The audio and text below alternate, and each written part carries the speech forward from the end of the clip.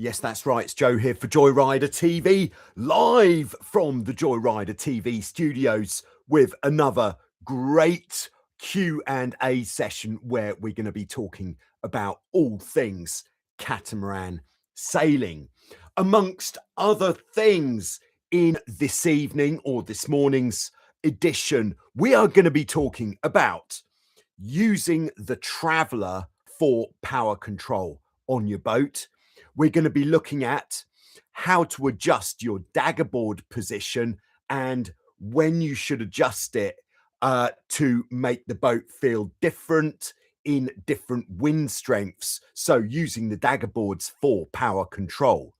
We're going to be looking at how to jibe your boat in strong wind, controlling power and not capsizing. Yes, that can be quite a trick shot.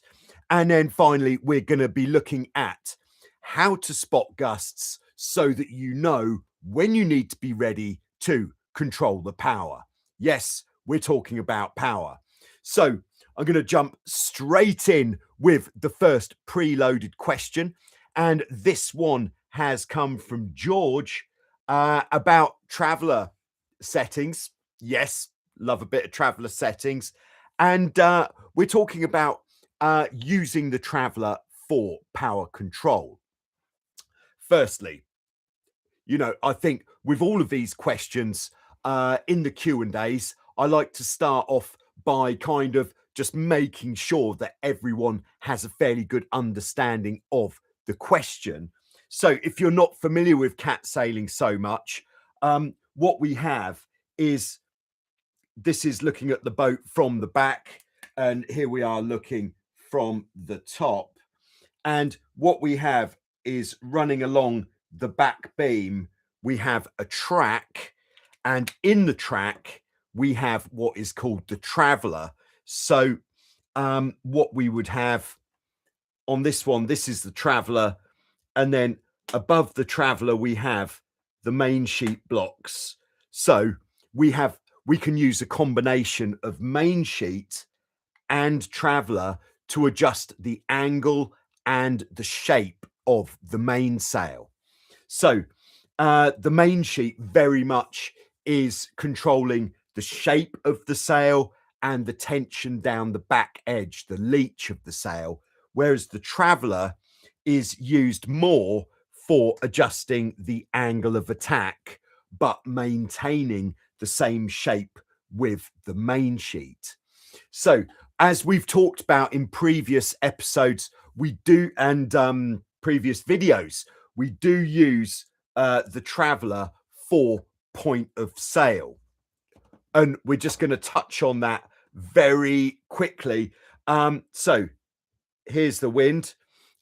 So without talking about power control at all, so just purely for point of sail, upwind, we have the Traveller in. Didn't want to stick around.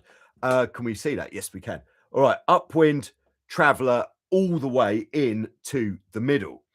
For sailing across the wind on a reaching course, you may think, oh, we'd have the Traveller halfway out, but in fact, more likely to have it about a quarter or a third of the way out. And then for a downwind course, broad reaching, we'd set the Traveller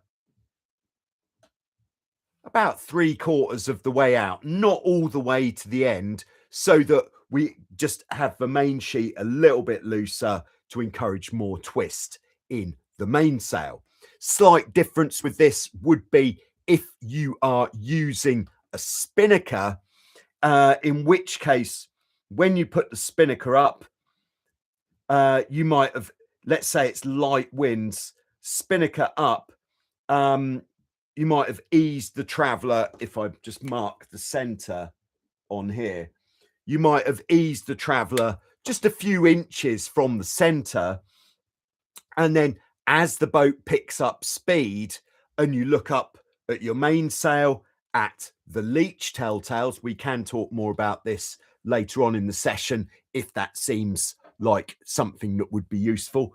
Then as you pick up more speed, then to make sure that we've got the mainsail in enough, we would actually then bring the traveller all the way in on the downwind with the spinnaker up. So that is a very quick overview on using the traveller for point of sail. So what about using the traveller? Just getting another traveller. All right, we're going to have a round one on this boat. Using the traveller for power control. So if we're sailing along, and because on the downwind setting, and we're not going to talk, right, very quickly, traveller for power control when using a spinnaker, no. When using a spinnaker, if it's windy, we're always going to have the traveller set in the middle with the main sheet cranked in tight. If you want me to go through this, then of course I can, but we'll do that later on. So that's the spinnaker taken care of. Upwind sailing. If you are constantly, because of the strength of the wind, constantly having to sheet out to stay in control, to depower the boat, then, and this is assuming we've already made other settings adjustments on the boat. So the first setting adjustment that we'd make when the wind significantly increases is we'd pull on more downhaul. So if we're running with a calibration like this and light wind setting is number 1, then when the wind increases to like lifting the hull conditions, then we'd probably want to bring the downhaul down to about 2.5. And then if we get to a wind strength where we are feeling like we've got a lot on, we're at the limit of our ability to control the boat, or if we're sailing upwind and we're constantly double trapezing, going fast, lifting the hull, then we'd actually max the downhaul out, which might be pulling it to number 4. Or it could be that your downhaul range isn't quite as much as that. It differs from boat to boat. So downhaul before we start looking at using the traveller for power control. Everybody with me so far? Yes, I hope so. Okay, so once we've got the downhaul cranked on all the way and we can no longer sail upwind with the main sheet tight, that is when we need to use the traveller for power control. So if we're constantly having to sheet out, it is more efficient. It means you don't have to play the main sheet as much, and it means you have better control of your sail shape by easing the traveller. Now, you could say, how much do I ease the traveller? Well, it really depends on 2 main things. One is the strength of the wind, how much you're having to ease the main sheet to stay in control. The second one, which is kind of related to that, how much you have to ease the main sheet, would be how heavy are you as a team on the boat. So like in 25 knots of wind, a team who is 200 kilos on the boat, what is that? Quick maths, 440 pounds, would that be? So a heavy team might not even have to ease the traveller, but more likely you might have to let it out just a few inches. So on the calibration scale, if it starts off traveller at number 1, you might have to let the traveller out to number 4, that sort of distance there. However, if you're a lightweight team or if you're sailing single-handed, then you're certainly going to have to ease the traveler more, which like single-handed 25 knots of wind, you're probably going to have to let the traveler out most of the way if you still want to be able to have some tension in the main sheet.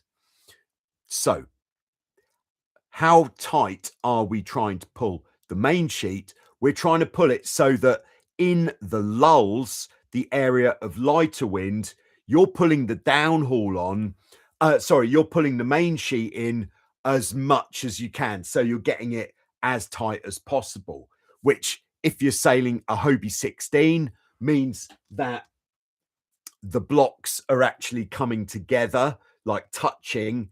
But on other boats like a Hobie 18 or Nacra 500, or we could list several different boats, Dart 18 or a Shadow, you wouldn't get the blocks actually touching, but you'll know when the blocks are sheeted in as tight as possible because you can't sheet them in anymore. And that's not because of the power, but because of, yeah, that is as tight as it will go. Now, a way that you can gauge what is the most that you could ever pull the main sheet in is have the boat on the beach, perhaps not when it's really windy. Get your mainsail up. If it's a Hobie 16, get the jib up so you have your rig tension on. But we know with the Hobie 16, block to block, because we've got such a low boom, that is the maximum amount of main sheet that we could pull on. But on other boats, like example, if you've got a Hobie 18, then put the downhaul on.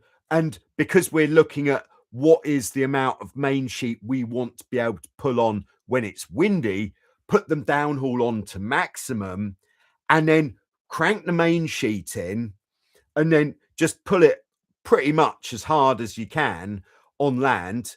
If the boat starts making funny noises, maybe it's quite an old boat, then maybe, you know, back off a little bit. And then from having done that on land, you could even put a mark on your main sheet rope. But generally, I find just knowing what it looks like is enough to know how much main sheet you need to have on when it's windy. But it generally, for me, it's like when I can't pull it in anymore, that is the right amount. I've never been able to, in a strong wind, pull the main sheet in so it's oversheeted, especially on an upwind. There we go. All right, so we're off to a flying start, I think. So we can ease the traveler as much as we want to get rid of big chunks of power. And then if we did keep the traveler in the middle to control the boat in the gusts, you'd have to work with a tremendous amount of main sheet, maybe over 1 meter of main sheet to control a boat in the gusts if you are sheeting in enough when you've got when the hull starts to drop. So with the traveler out, you have to work with much less main sheet. So there we go. That is upwind power control using the traveler. Right, so beam reaching power control using the traveler. Now, you're not going to believe this, but it is exactly the same. So if we're starting off with, like, if you're, once you get familiar with your boat in a certain type of wind strength, you should know, you'll be able to look at the person you're sailing with, think, yeah, they're probably about 100 pounds. So you could say, all right, for a 100-pound crew in this sort of wind strength, I generally put the traveler this far out, or usually it's to the tow strap, because usually that's the only actual mark you have on the boat, which is like a line that you can see. You could put a calibration strip like this on your back beam, or I could actually produce, this is a good idea, how about I produce a back beam, long calibration, which goes all the way to the toe straps on both sides. So you can actually have numbers where you ease the traveler to. Nice. Let me know. Yeah, where was I? Yeah, so on the reaching course, you might go, okay, I'm sailing with 100 pound crew. I usually put it at the toe strap. And once you get started, you could think, oh, I'm having to sheet out a lot here, actually. Then that means, all right, so we'll ease the traveler out a bit more, see how that is. Or perhaps you'll start off with the traveler out there and then you'll be, I just can't fly the hull and I want to be able to lift the hull slightly so it's just clear of the water. So then you might have to bring the traveler in. There we go.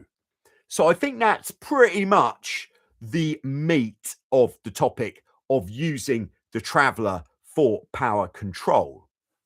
So before I jump into the live chat, I'd just like to say, if you're getting value from this and you want to support what's going on here, super chats are the way to do it. Oh, yes. And straight in with a super chat, we've got Stylus. I think that must be Stylus Wingman, is it? Or it's just another Stylus. Hello, Stylus. And thanks very much for the super chat. And hello, Hussein in Egypt. And thanks very much for the super chat. Oh, Stylus isn't Stylus Wingman. Apologize to Stylus, who is actually Marcus and Esther from Vancouver, British Columbia. They sail an FX1 and doing a great job climbing the speed stick leaderboard almost week by week. So thanks very much for chipping in. And what does the super chat do? Supports the channel, keeps the Q&A ad free. Thanks very much. All right, so continuing into the live chat. So in pole position, I think that was a flying start, by the way. Give the live chat a thumbs up if you think that was you think that was a flying start. I certainly think it was. So we've got Justin in Texas. Nice to have you with us, Justin.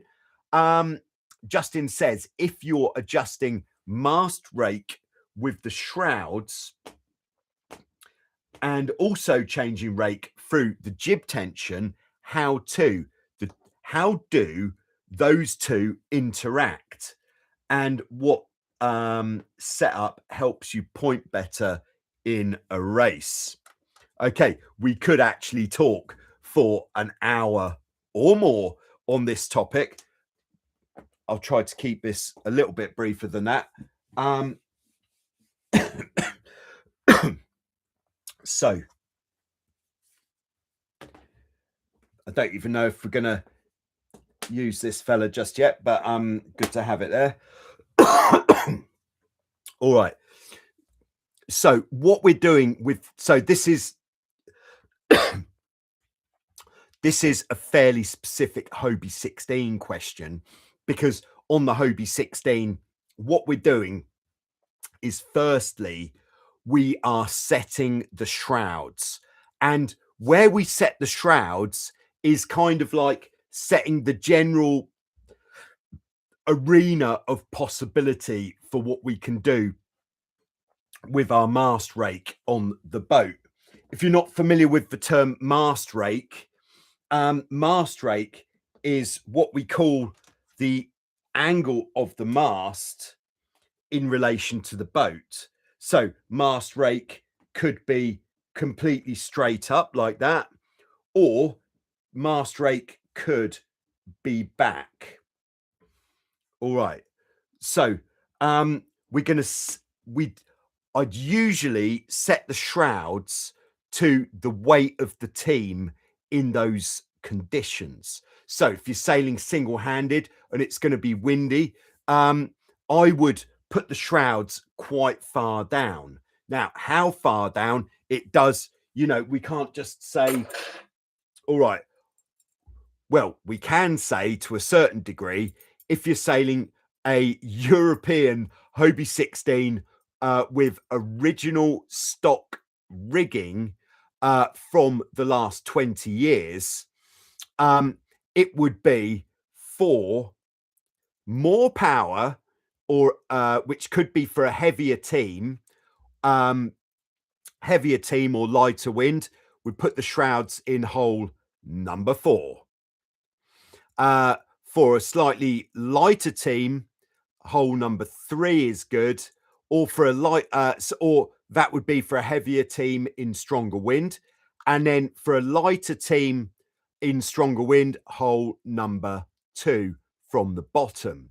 So that is knowing how the shroud lengths work on these European Hobie 16s from the last 20 years. Now, on a older boat, which might have some shrouds that have been made by an independent rigger, then you can't just say that. They might be a little bit short, hopefully not too long, because otherwise we're going to run out of space. So how would we gauge where to put the shrouds? I would start off by putting them in hole number 3, pulling on the rig tension, and then sheeting in the main, and just see how much space when you sheet the mainsail in tight, making sure that the mainsail is definitely hooked in at the top. So making sure that mainsail is at the top, cranking the main sheet in tight, and seeing how much space there is between the blocks. If with it set on hole number 3 with maximum rig tension through the jib halyard, if you can get the main sheet block to block, which would be with very little space between the boom and the back beam, relatively easily, that would be like one arm pulling and not really requiring very much effort, because when the rig tension is on, it should be almost impossible to get it block to block when the rig tension is on maximum. And this is with the downhaul on as well. So downhaul's just set to a minimum or midway setting would be good there. So if that is the case, that you can sheet in too easily to get it block to block, we need to allow the mast to come upright more, which means 3 was too low down. So move it up to 4. Now, at this stage in the game, I'm going to just let you in on a secret. Nobody knows this except for those that do. But what you can actually do to make it easier and safer to adjust your shroud settings is actually to use, have I got a no, probably not, to actually use 2 pins for the adjustment. So have I got another pin? No. All right, didn't know I was going to be talking about this, did I? So we put 1 pin in the hole where we want it to end up, and another pin like this in the next one up, which means if we want to move the shrouds up, we just take the bottom one out, pull it out, and then it will automatically jump up to the next pin, and then we could put that one into the next hole. So it means we're never in any risk of the mast falling down, and we don't need anybody else to help when we're adjusting our shroud settings. Top tip. All right, I think that's worth the cost of admission alone. Yeah, so if you could sheet in too easily, move the shrouds up. But before you move the shrouds up, you'll have to let off the rig tension. I'd like to think that was, of course. And then once you get to a point where you so hole number 4, let's say you're trying to achieve the same feeling as hole number 4, which is that it's very difficult to actually get it block to block with the rig tension on, so that there's about another block's width in between the blocks when you're sheeting in hard. So just keep putting it up until you get there, and that is the spot to set your shrouds for kind of for when you're looking for power. And to be honest, I would keep it there even when you're looking to depower. So we've set the arena. This is setting our base setting for the shrouds. And then if it's light wind, jib halyard cranked. If it's strong winds, we'll ease about 1 inch to 2 inches of jib halyard to allow the mast to come back more, but also to allow it to fall away to leeward. There we go, Justin. I hope that helps. I was trying to cover that reasonably quickly without going for a whole session through that. But there you go. Thanks very much for the question. All right, back into the drink. All right. So where are we? All right, we've got Stylus, which is Marcus and Esther in Vancouver, British Columbia. Hans is on board in Berlin. Oh, hello, Hans. The track for the Wildwind Tornado arrived. Thank you very much. Haven't looked at it yet. It's still in the box, but I will deliver that to the guys on the beach tomorrow. Thank you very much. In fact, Hans isn't in Berlin. He's actually in Dubrovnik, Croatia, I think, on my way to Vasiliki. See you soon. Great stuff. All right, Esther is on board, taking in every word of that comes out of Joe's mouth. Very nice. Hashtag he's so smart. Our hero. Nice. Thank you very much. I feel a warm glow inside. All right. Marcus says we were on a beam reach, 12 to 15 knots of wind, and the leeward bow was often diving. Sorry, this is on the FX1, which is a 17-foot boat originally designed for single-handed sailing, but jib kit with a second trapeze turns it into a very sporty double-hander, probably sharing quite a lot of its characteristics with a Formula 16 catamaran. So with the kind of where are we? Just going through my magnetic craft with the modern kind of upside down hull shape like this. So it's flat on the bottom and rounded on the top. So it was often diving, downhaul type, main sheet tight, telltales flying to reduce hull dive.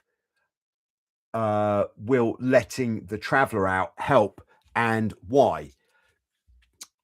Yes, because letting the traveller out for power, it's going to give you less power, which is going to stop the boat from stop the bows from diving as much on a beam reach. Yeah.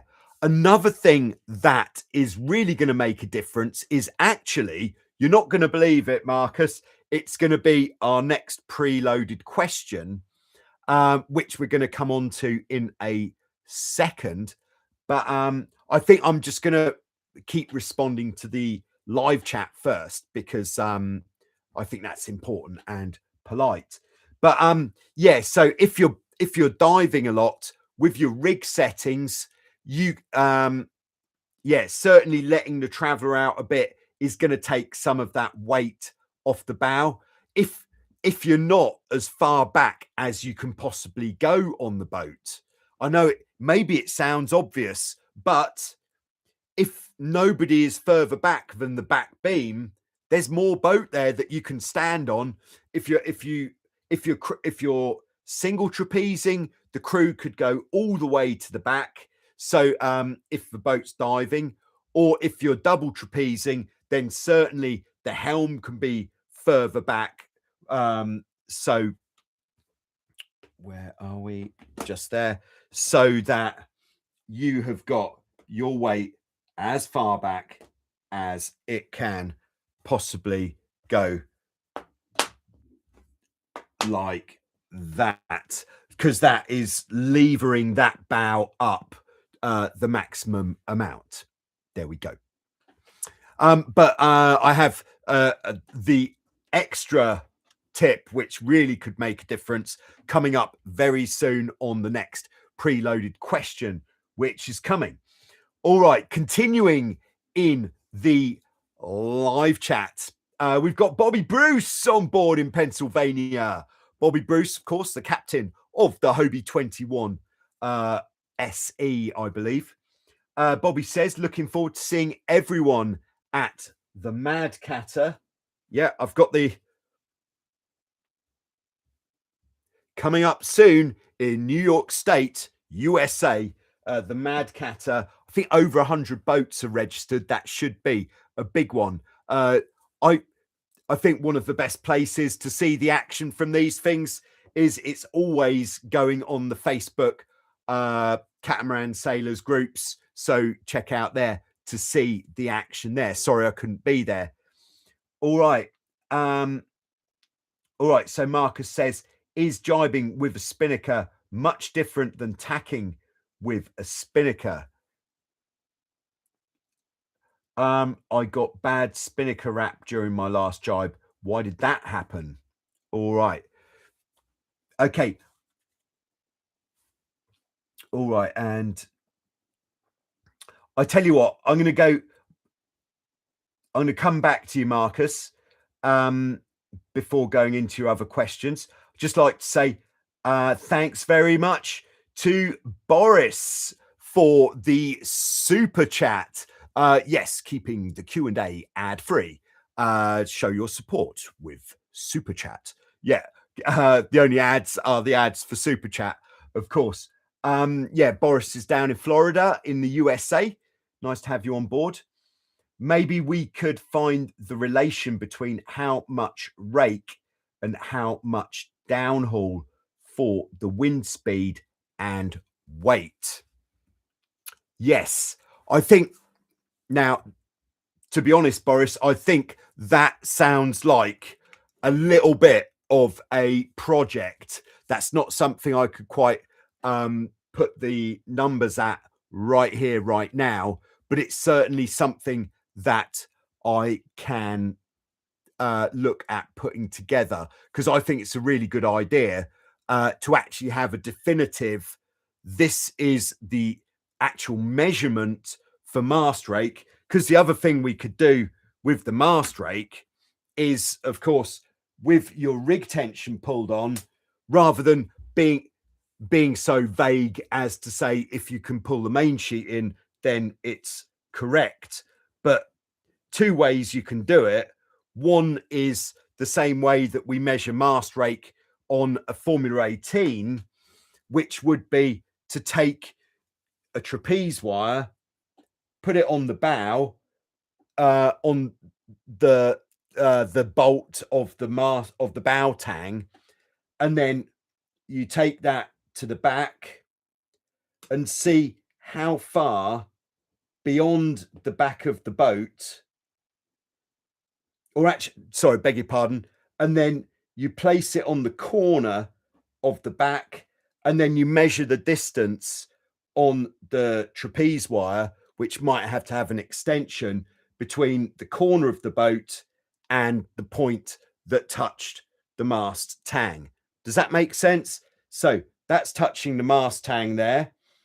We take it to the back until the trapeze wire touches the back corner, and then we measure the distance between the two, and that is a way that we can determine our mast rake. The other way could be we just take our long metal tape measure, has to be metal, because like the old the soft ones, they stretch a little bit, and we take it to the top of the mast where so it's hooked in on the main halyard, and then we measure the distance to the back beam from that to a set point. So I'll come up with something for that. In fact, I'm just going to make a note now Mast rake. All right. What was it? Mast. Where are we? Mast rake, downhaul, and for wind speed. And sorry about this. And weight. All right. Yeah, nice one, Boris. That's a very good idea. Okay, and continuing, Hussein is in the live chat. Hussein in Egypt, who I was sailing with quite recently. Hussein says building a confident crew module was successfully applied today.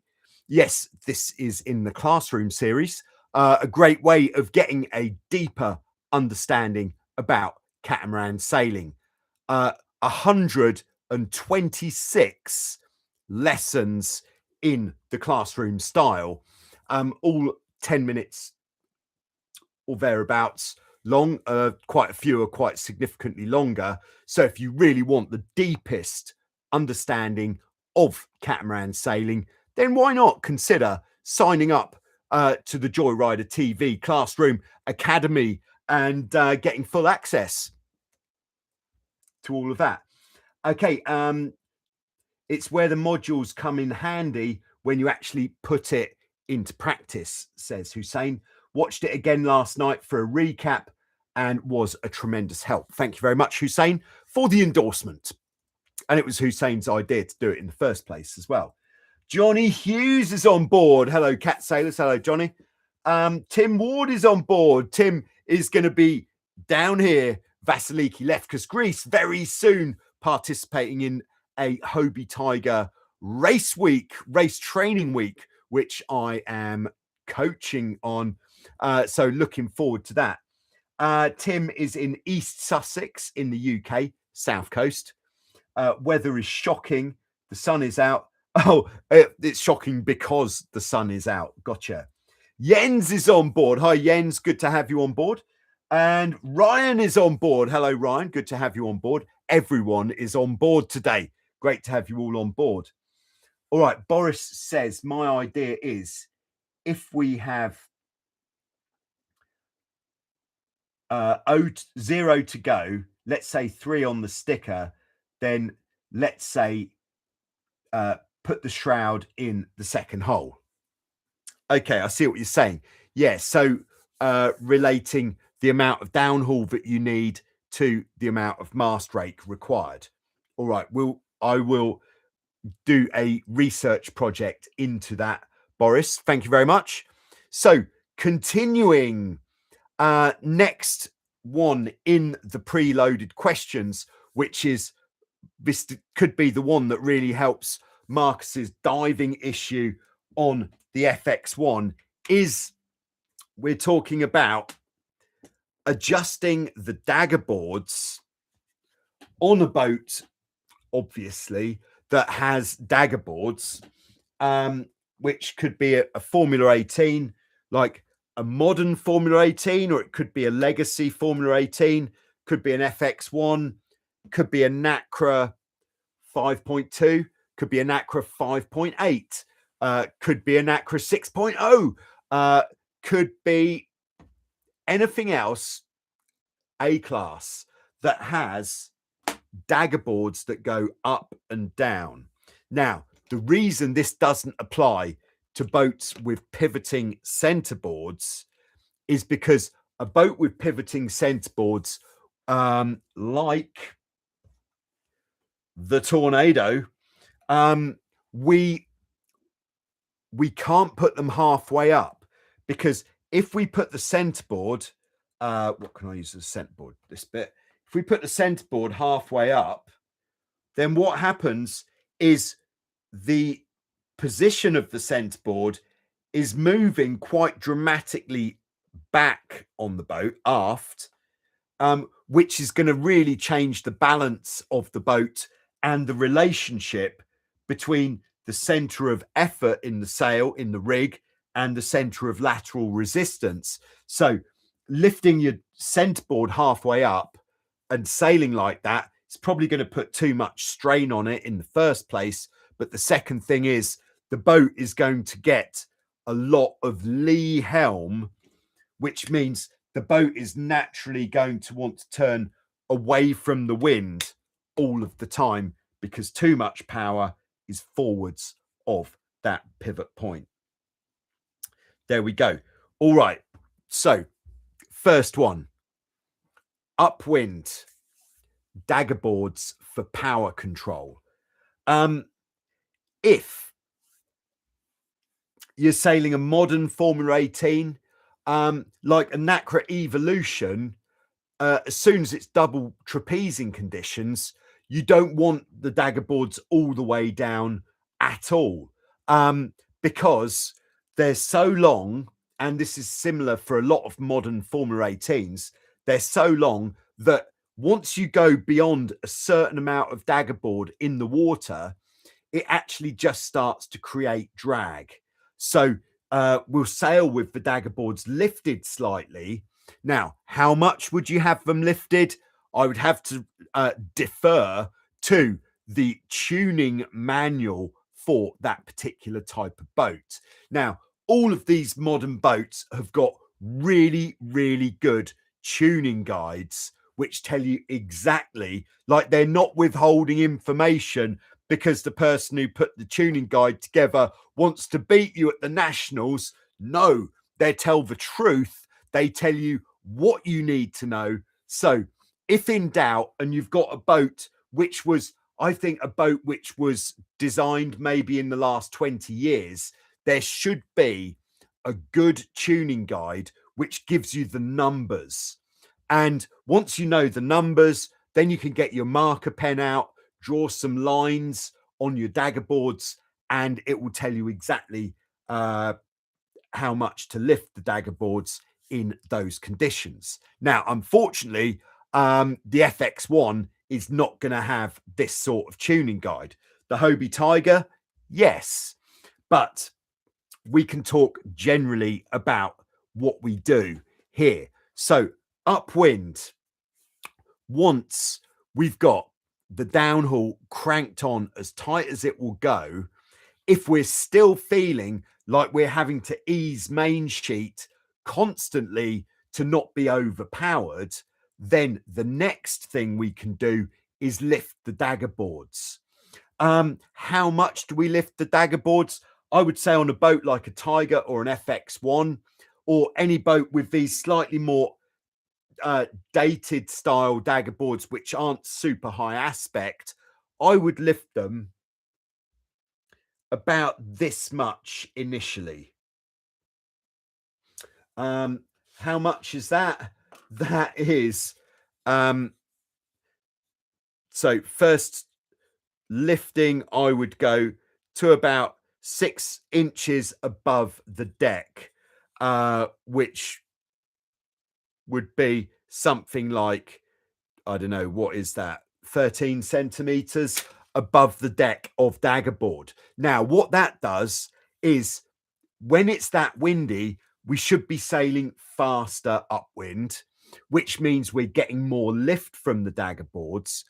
And what that means is, if we've got too much daggerboard down, like I was saying with the Evolution with the long ones, then excess daggerboard is just going to create drag. So we don't even need that much daggerboard in the water when we're sailing above a certain speed. And what it's also doing is it's stopping the boat from sliding sideways. So lifting the daggerboard about 6 inches above the deck when it's windy is a really good starting point. It will absolutely change the feel of your boat when it's windy. It will go, it will make the boat feel much less jumpy in the gusts. If you've got your daggerboards down completely, when a gust hits, the boat isn't going to slide sideways at all. It's just like the gust is hitting a wall, and the only thing to do is your windward hull is going to jump up in the air quite rapidly. So lifting the daggerboards is really going to help when it's windy. There we go, on the upwind. Now, if it still feels jumpy in those conditions that you're sailing in, then lift them a bit more. Yeah, keep lifting them And unless you really feel that you're not able to go upwind and the boat feels like it's drifting sideways, then you haven't lifted them too much. You can sail a boat like an FX1 or a Hobie Tiger, or with these kind of legacy shaped dagger boards, which are slightly more low aspect than the modern boats. You can sail with the dagger boards upwind in the downwind position. What should the downwind position be? All right, kind of jumping ahead here slightly, but the downwind position for your dagger boards should be if you put the boat on its side and you measure how much rudder there is beneath the boat, then the amount of dagger board should be the same.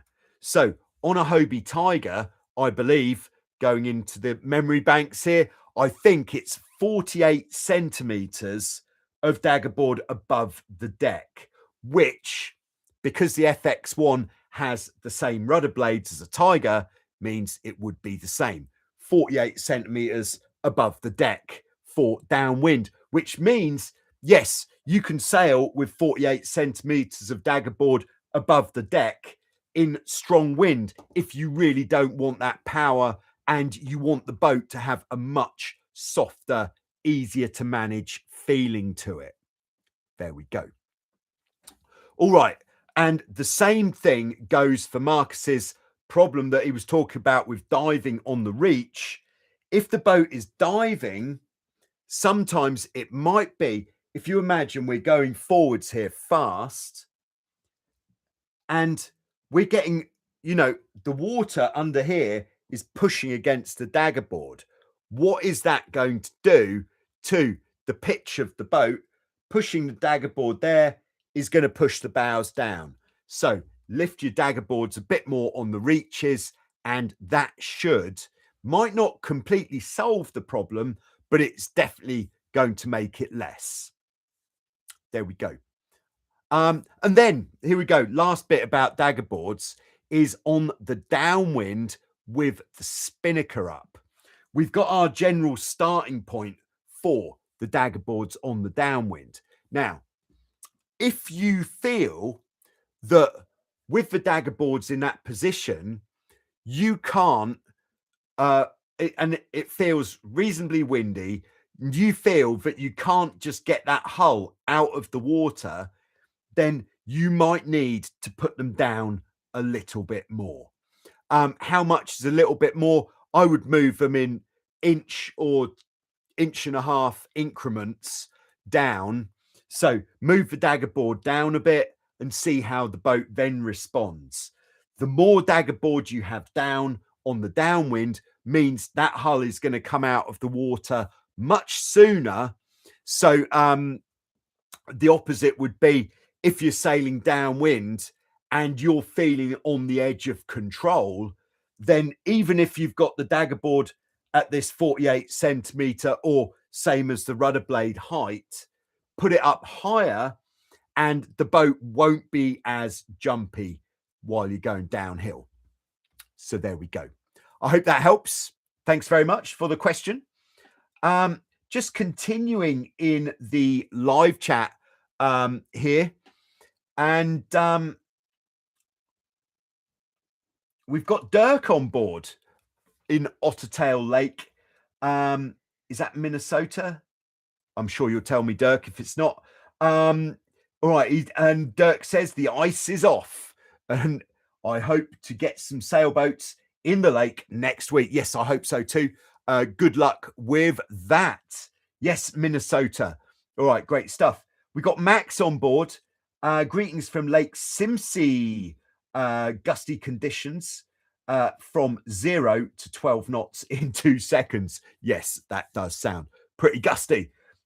All right. Marcus and Esther say brilliant info regarding the dagger boards when it's windy. Thank you. We'll put your words into practice next 12 to 15 knot day. Oh, and we've got some tech guy on board, just started watching. Excellent topic. I'm glad you think so. I hope this is helping. And at this junction in the live chat, I would just like to draw your attention to something that you should know about. And that is the brand new, not quite brand new, but fairly new YouTube channel called Joyrider Worldwide.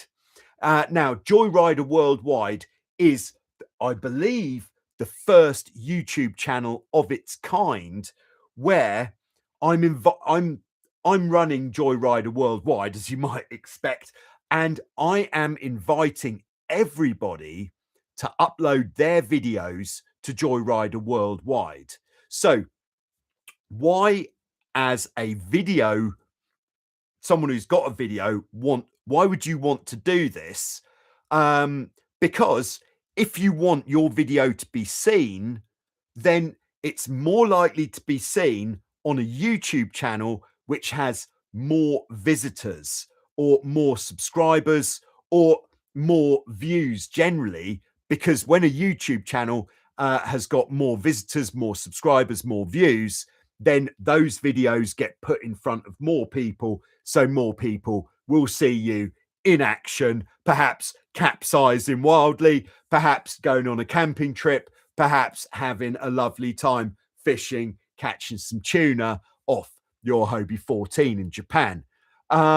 Yeah, so that is why, if you want your videos to be seen by more people, that is why you should become an uploader on Joyrider Worldwide. Now, what's in it for the viewer? I think that's pretty obvious, isn't it? There's more stuff to watch. If you like watching catamaran sailing, then you'll be able to watch more types of boat from more venues around the world on Joyrider Worldwide. Now, if you want to have a link to Joyrider Worldwide, I have put one in the description below. Or if you're watching live, I've put one right in the top of the live chat, so you can just scroll back to that, click on it, and off you go. If you're bored of this already.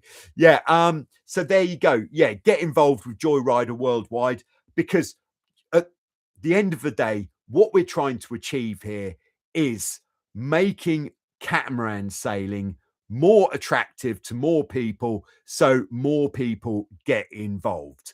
That is what we're trying to do.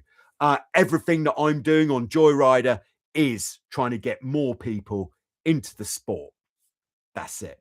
And then once they're into the sport, trying to give them the tools, the information to be able to do it and enjoy it more by not having to work it out, by guessing, by capsizing in every single way every time they go out, by knowing what to do through the information that you find on Joyrider TV. So there we go. I'll stop there and we'll get back on with the thing that we're doing. By the way, Bad Boy 95 was spotted in Vasiliki Bay twice this week so far, and again tomorrow. Yes, I'm coaching this week in Vasiliki Bay on Bad Boy 95, and Angelos, who is the student who has come from Athens for coaching, he, I believe, did hit 20 knots today on his second day ever catamaran sailing. Not bad. All right, thanks very much to Jens for the super sticker, keeping the Q&A ad-free. Thanks very much, Jens. All right, lovely job. Oh, and sorry, I didn't say hello to RJ Fleet in Southwest Minnesota. Nice to have you on board. All right, next one in the live chat. And this one comes from Piwaz. I'm going to say Piwaz. Difficult to pronounce some people's YouTube handle. But Piwaz says, how do you jibe Hobie 16 in heavy wind without capsizing? Too many capsizes to date. All right. So this is something we were doing today, in fact, in Vasiliki Bay. It was blowing dogs off chains, and we were out there giving it some beans, cooking the goose and cutting the lawn, as a metaphor.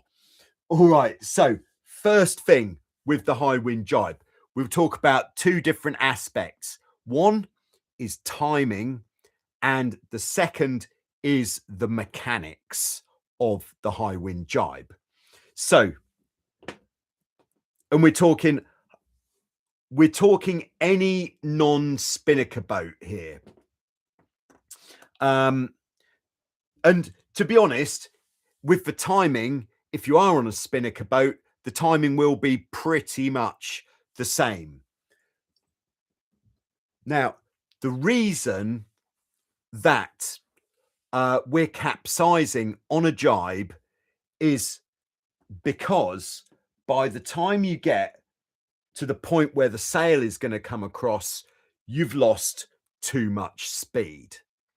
By going fast, speed is your friend. By going fast through the jibe, that means there's less pressure in the rig trying to force the bows down and making you capsize. So what we're trying to achieve is at the point where the sail comes across, we're going as fast as possible. All right, so how can we do this? First thing is we want to be sailing as fast as possible before we go into the jibe. So you might think, all right, we're going downwind. How can we sail a bit faster? Let's turn up towards the wind. Yes, you'll go faster by doing that. But what are we also doing by doing that? We are increasing the angle that we have to turn through before the sail comes across. So that's not going to work. So our optimal catamaran sailors downwind angle, true wind coming from behind, induced wind coming from in front, which gives our apparent wind 90 degrees. 90 degrees is the apparent wind angle that we have to be sailing on to make that heavy wind jibe. Any further downwind, we're going to be sailing too slow.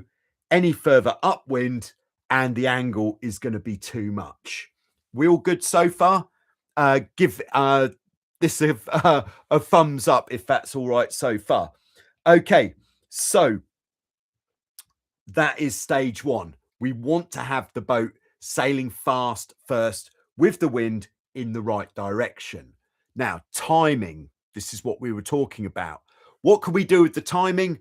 It's all about, if we've got the option, this is to wait for a gust before we jibe. So we get a gust.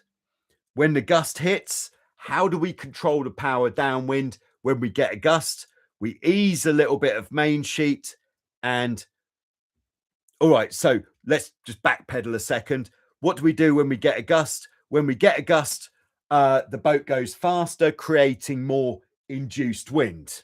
I'll demonstrate that like that, which means the apparent wind, if we stayed on the same course, would go more towards the front, which means that to keep the apparent wind on 90 degrees, we bear away more. Very nice. So the boat is going faster and we're sailing further downwind. And what is that doing? It's reducing the angle that we need to turn through before the sail comes across. Nice. Yes, this is solid gold for the heavy wind jibe. And so we've gone into a gust. We've turned more downwind for the gust. When you turn downwind for a gust, do sheet out a little bit of mainsail, because that's just going to help to take the load off the bows as you bear away for the gust. And then we're in the gust. And then when you feel like you've absorbed the energy from the gust and you're no longer responding to the gust hitting you, but you're now on a new course, still going fast, apparent wind still correct, that is the time to go for the jibe. And you want to go in for the jibe assertively. How can we describe assertively?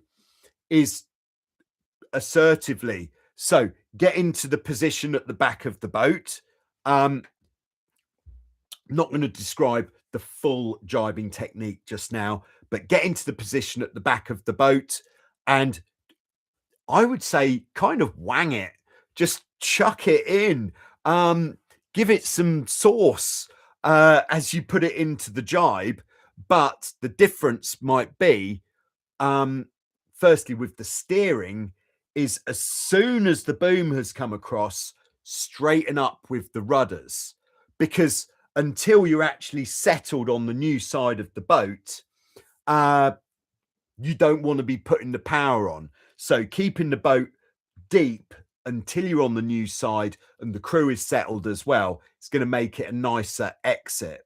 So what is this mechanical point that we can bring in here? So that's the timing. Gust hits, you bear away. Once you feel like you've absorbed the energy from that gust and you're no longer having to bear away more to respond to it, then put it into the jibe. And by going into the jibe reasonably hard, that is also putting a bit of inertia. If you think about it, when we turn like that, it's kind of throwing the sail a bit as well. And that is going to help the sail to come across as well earlier. What else can we do? Mechanics. First one, bring the traveler in to about the toe strap. Why the toe strap? Because it's the only thing that's there. Yeah, bring the traveler into the toe strap. No further in than that. That is the spot.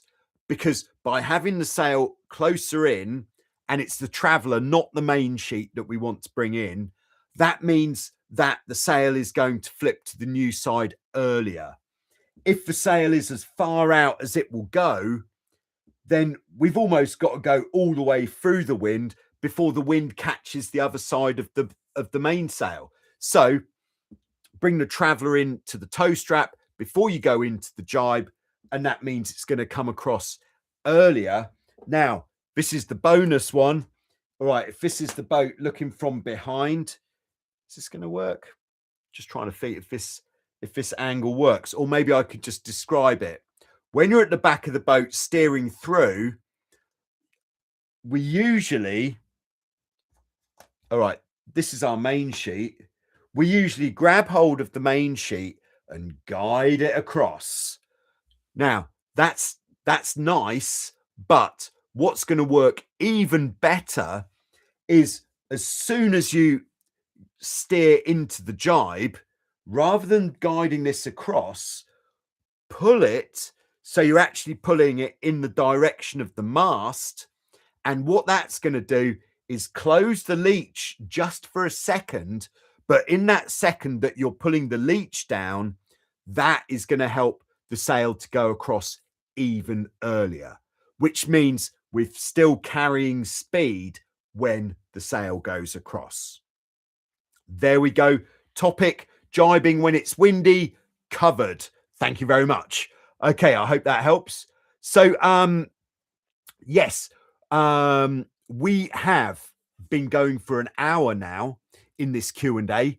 If you found this useful or even entertaining, super chat keeps it going. So, yeah, do hit me up with a super chat if you're having a good time. And then more advertising here. If you are watching this later on, becoming a channel member is a great way to support the channel and get access to the Joyrider Classroom series, where you could get the massive injection of knowledge about catamaran sailing all in one place, and it's all linear. There's no having to talk to people in the live chat in the Classroom series. Oh no. And it is edited, so I have even taken out some of the times when I say which is quite a lot. Okay, back into the live chat. All right, got to do a bit of advertising. You know, we've got to pay the bills. And yeah, might have damaged Bad Boy 95 slightly today, so I've got to get that fixed. Yeah, anyway. All right, we have got, gosh, this is a name. It's when you've got a YouTube name which is really long, it's knowing if there's breaks in the name. So it's Abba Broccoli Findish Suppy. All right, thank you for getting involved. Who says, I've been sailing since I was 11, now 18, and would love to work with sailboats, possibly as a sailing instructor or something, but I don't know if it's something for me. What can you say about your job? I'd say if you really like sailing and you want to do as much sailing as you possibly can, then I think one of the only ways that you really get a huge amount of time on the water is being a sailing instructor. I started working as a sailing instructor when I was about I think I was actually about 16 years old. And after a few years, I started working at the biggest catamaran sailing school in the UK, where I learned so much by learning there. And then after 2 years there, I got the job out here in Greece at Wildwind Sailing Holidays. And to be honest, it has been an absolute blast. Just teaching people sailing all day, every day. Well, not in the last 10 years, because I was far too busy to do it all day, every day. But yeah, it really is a great lifestyle. It's very healthy. You get to do loads of sailing. If it's kind of like if racing sailing boats isn't your ultimate goal, then instructing really is a great way to go if you want to do as much as you possibly can. I'm going to leave that there. Ask me a follow-up question if you want. Just like to say thanks very much to Chris B. OG for the super chat, keeping the Q&A ad-free and showing your support at the same time. This is very nice. All right, Chris says, wow, this jibe advice is capitals great. I've missed this channel. Greetings. Oh, I've missed this channel. This should be a comma there, I believe. I'm not here to correct you on your punctuation, am I? Greetings from Rhode Island, USA. Thank you very much, Chris. Glad that this information is hitting the spot. All right.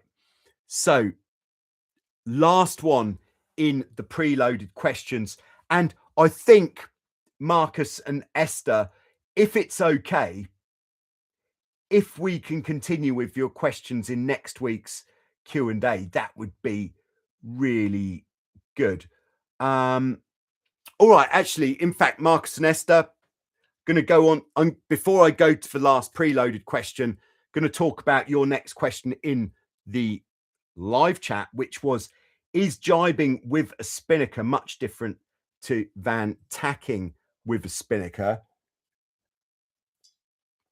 I got bad spinnaker rap during my last jibe. Why did this happen? All right, first thing, you know, sometimes someone asks a question and immediately alarm bells are going off. So the alarm bells that are going off in relation to this question are, if you're sailing with a spinnaker, you really shouldn't be tacking. It's the spinnaker, you should only be using it in the lightest winds. You should be using it from this point of sail and further down like this.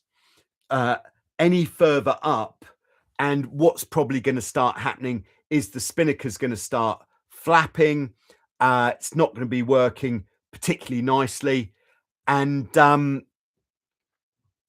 yeah, and there you go. So I would say definitely don't sail any closer than a close reach with the spinnaker up, because that's not what it's designed for. And if you did try to sail closer to the wind than that, then it's not going to be it's not going to work particularly well. So tacking is not the way. And to be honest, if you tack with your spinnaker, your life expectancy of the spinnaker is going to be reduced. So jibing, why would it have got twisted up during a jibe? Yeah, without actually seeing it, it's difficult to say. But now why would that happen?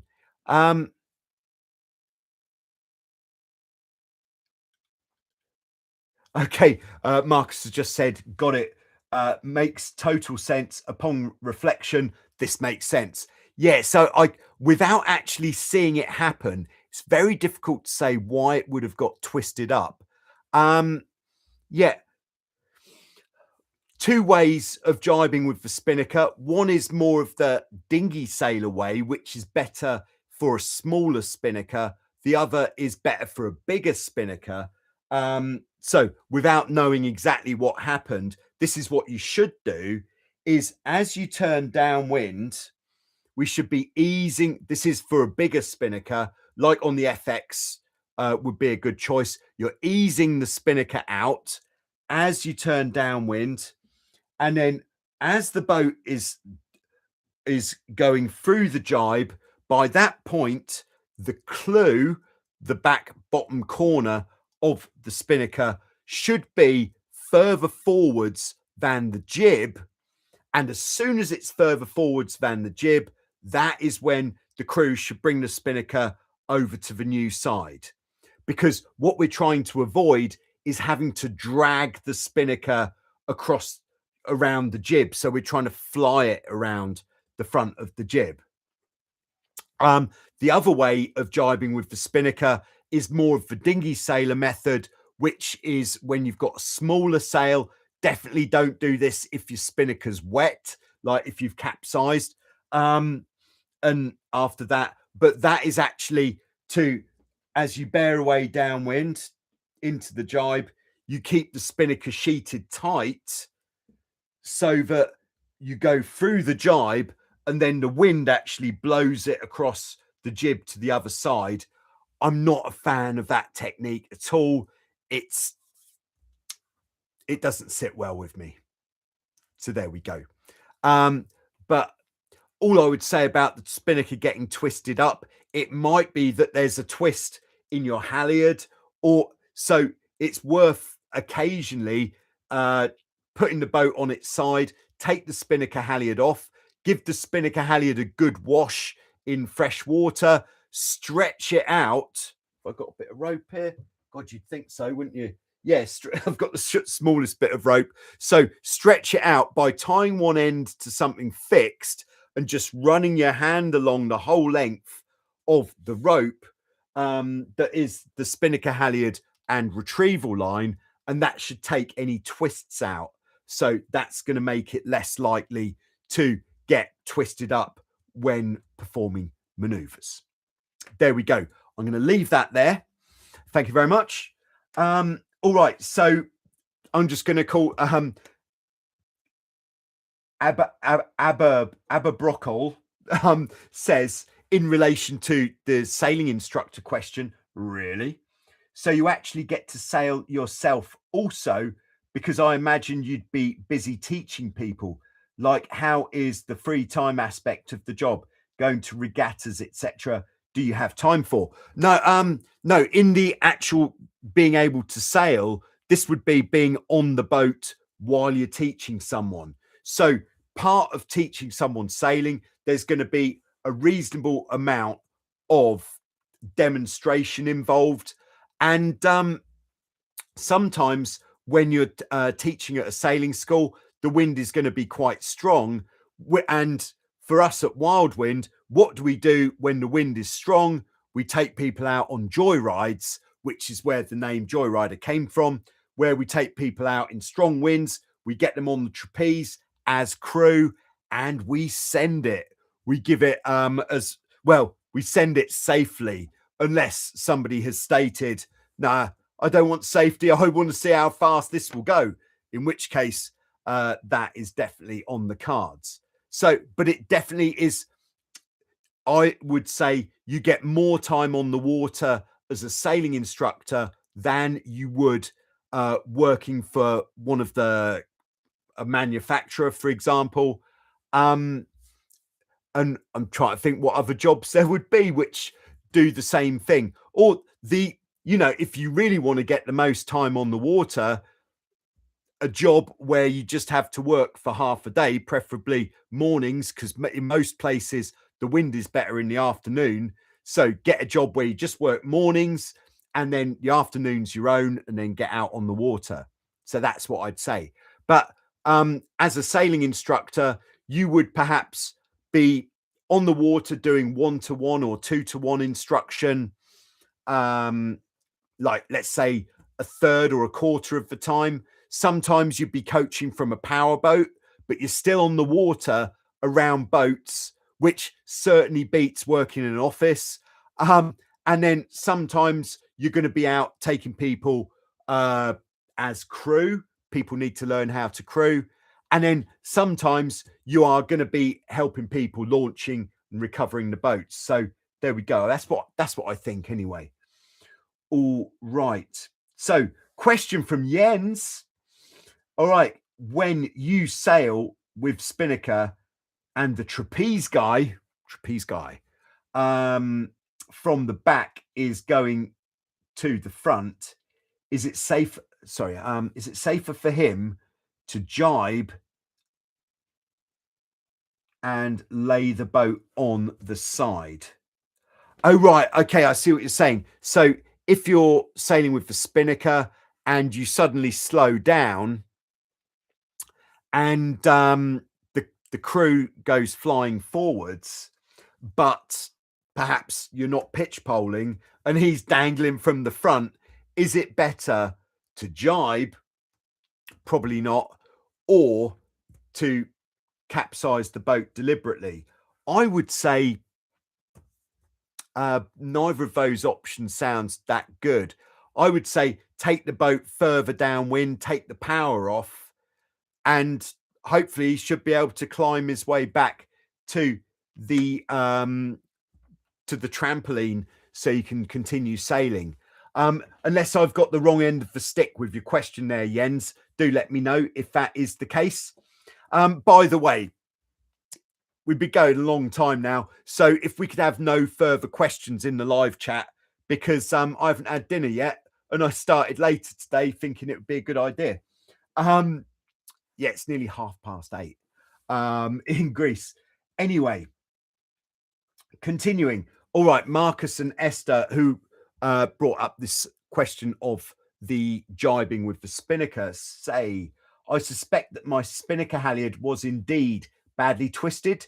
Is there a type of line that is less susceptible to twist? There is a type of line for your halyard, which I would say is by far the best choice. It's called Mattioli, Italian, Swift cord. Mattioli Swift cord. You need 5mm Mattioli Swift cord for your spinnaker halyard, and this is the best rope that you can possibly use, in my opinion. There we go. All right, we've got Carlos on board. Carlos is a Spaniard from Australia. We talked a few years ago. Very good. Question. I got an Aussie Hobie 16. The rudder castings don't have the screw to control the angle of the rudder. How do you do that? Crikey. Yeah, that is an issue. I've got a rudder stock. No, it doesn't help really, does it? I haven't got the top casting. I've only got the lower casting here available to me. Yeah, so if you haven't got this adjustment on the upper casting, I don't think this is all Australian boats. I think this must be on just the slightly older ones. Then what we've got is, let's just draw a picture here. We've got the bit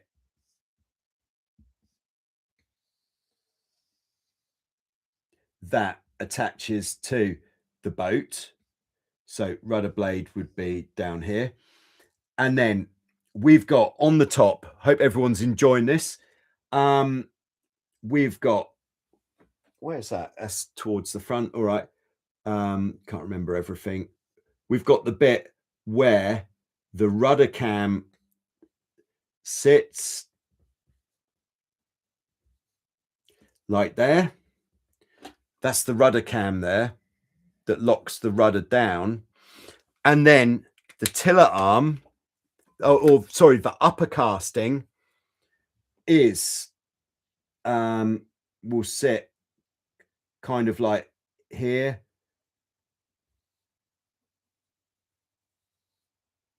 Like that. So that's bolted onto the rudder like that.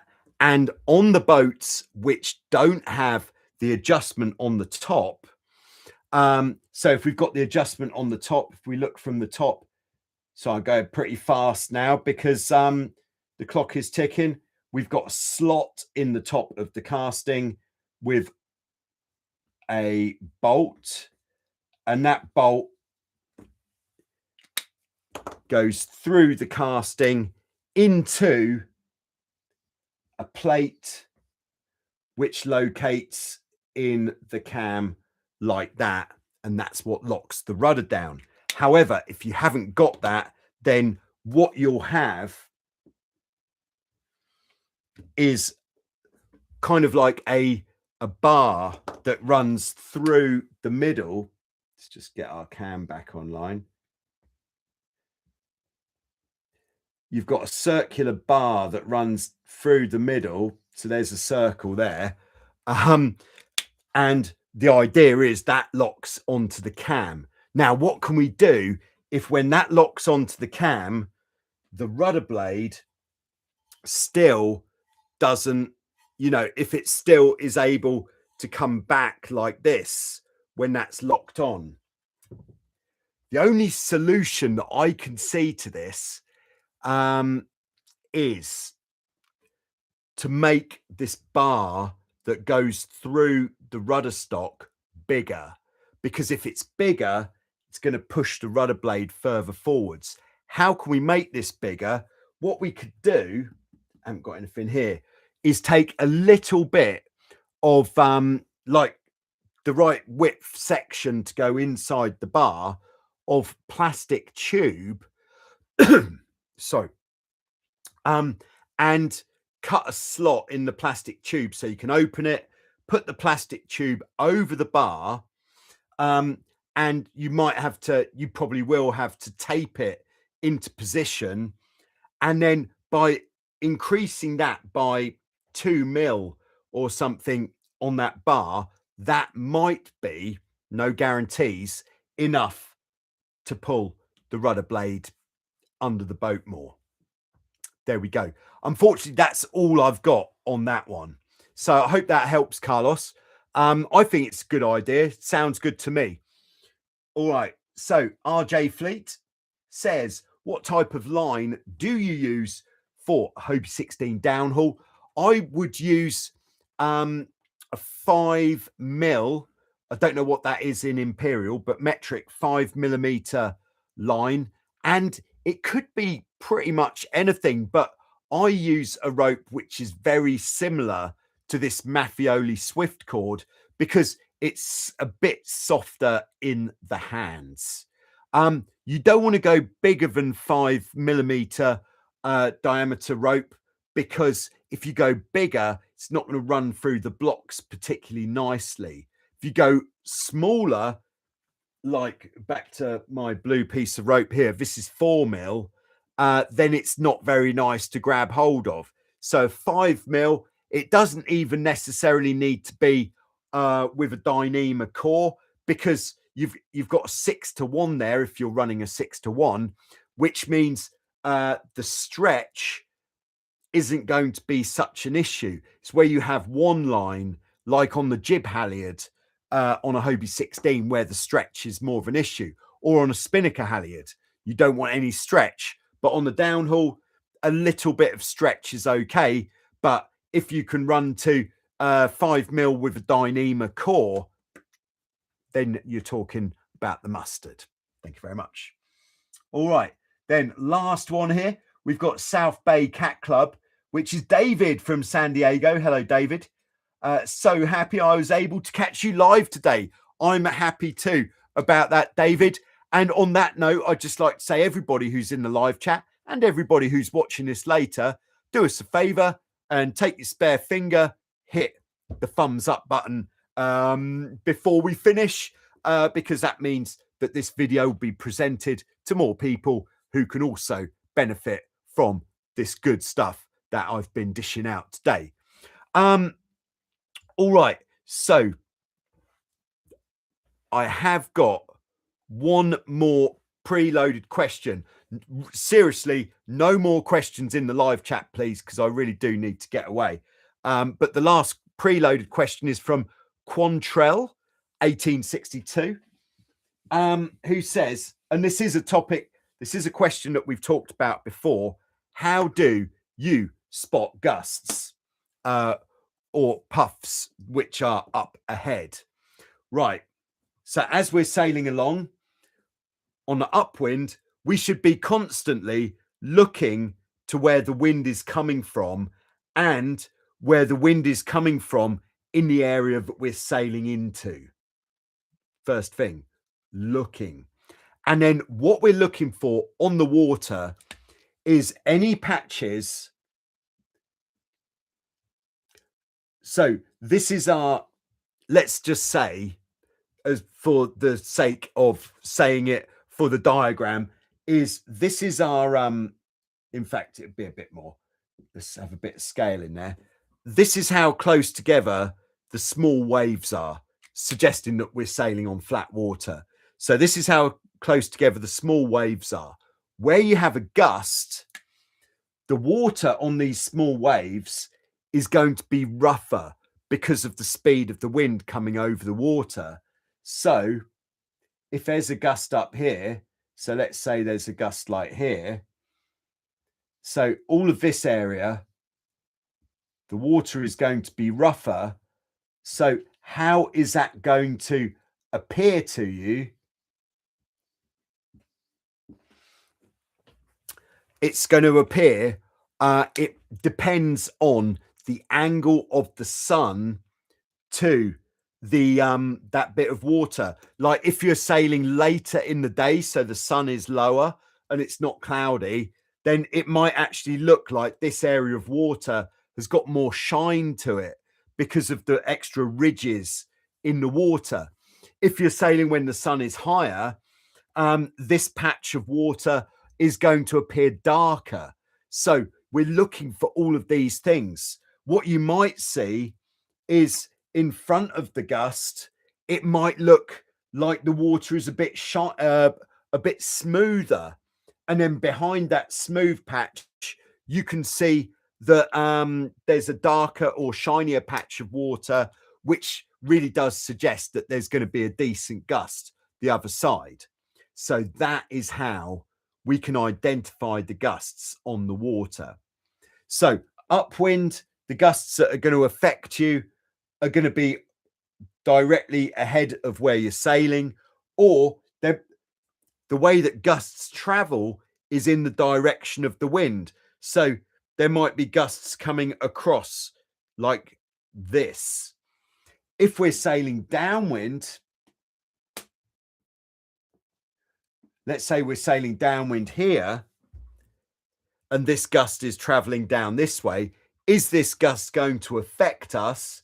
Quite possibly, but it really does depend on how fast we're sailing, because by the time this gust has come down here, we might be over here out of the way. However, if we're sailing here or even here, this gust is definitely going to affect us. So there we go. Sorry for the brief answer there, but that's all I've got at this time. So thanks very much, everybody, for tuning in. If you're still watching, then I'm hoping that you've enjoyed this. Head over to totaljoyrider.com if you want to become an uploader for Joyrider Worldwide. You'll see at the top of the homepage there's a link that you can click on to become an uploader. If you just want to check out Joyrider Worldwide and see the action there, in the description below, I have put a link to Joyrider Worldwide, or you could just put it in the search bar. Or otherwise, head over to totaljoyrider.com, get yourself an orange sun t-shirt, retro style. That's the way that I'm rolling at this time. Thanks for watching. Have a great weekend. Get on the speed stick and keep it safe. Thank you.